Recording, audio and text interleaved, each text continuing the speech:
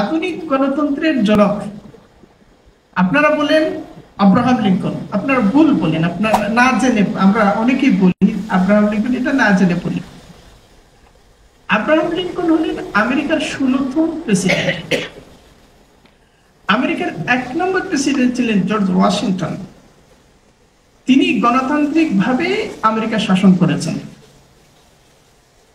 আমেরিকার প্রথম প্রেসিডেন্ট গণতান্ত্রিক কাঠামোতে নির্বাচিত এবং গণতান্ত্রিকভাবে শাসক।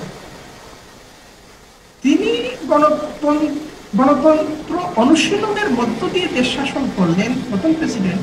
তাহলে 16তম প্রেসিডেন্ট কিভাবে গণতন্ত্রের জনক হলেন? এগুলো হচ্ছে ওয়াহমিয়াত থেকে, অর্থাৎ না জানা অসত্য যে ধারণা, এই ধারণা থেকে আমরা এই জাতীয় কথাবার্তা বলি। কিন্তু আমেরিকার প্রথম প্রেসিডেন্টও গণতন্ত্রের জনক না, জর্জ ওয়াশিংটনও গণতন্ত্রের জনক না। আধুনিক গণতন্ত্রের জনক হলেন একজন দার্শনিক, ফিলোসোফার, তার নাম হলো জন লক। জন লক গণতন্ত্রকে কিভাবে ব্যাখ্যা করেছে, এটা কেউ যদি না জানে, না বুঝে, তাহলে গণতন্ত্র কি জিনিস এটা সে বুঝতে পারবে না। কিন্তু জন লক গণতন্ত্র প্রতিষ্ঠা করেন নাই, আধুনিক গণতন্ত্রের রূপায়ণ তিনি করেছেন। গণতন্ত্রের আসল প্রতিষ্ঠাতা হলেন অ্যারিস্টটল। আজ থেকে 2500 বছর আগে তিনি সেটা করেছেন।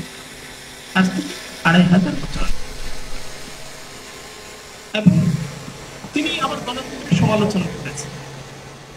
এর মানে গণতন্ত্রের শাস্ত্রীয় যাত্রা, ফিলোসফির যে যাত্রা, এই যাত্রার ইতিহাস হলো অন্তত 2500 বছর।